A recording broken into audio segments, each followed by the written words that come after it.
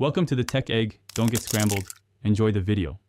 In this video, I will show you how to change a VW Golf side mirror.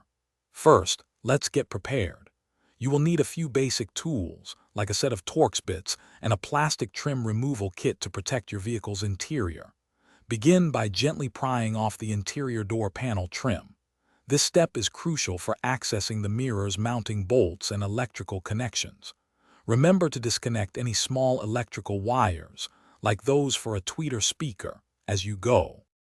Now that the trim is off, you will see the main electrical connector for your mirror. Carefully disconnect this plug to cut power to the mirror's functions. Next, locate the 3 or 4 mounting bolts that hold the entire mirror assembly to the door. Use the appropriate Torx bit to unscrew these bolts completely. Once loose, gently pull the old mirror assembly away from the door, ensuring the wiring harness passes through the opening without snagging. With the old mirror removed, it is time to install your brand new replacement. Carefully guide the new mirror's wiring harness through the door opening, then position the mirror assembly onto the door frame. Align the mounting holes and insert the 3 or 4 bolts.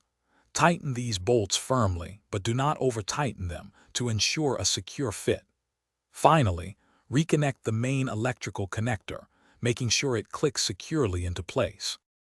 Before fully reassembling, turn on your vehicle's ignition and test all the new mirror's functions. Check the power adjustment in all directions and confirm the heating element works if applicable.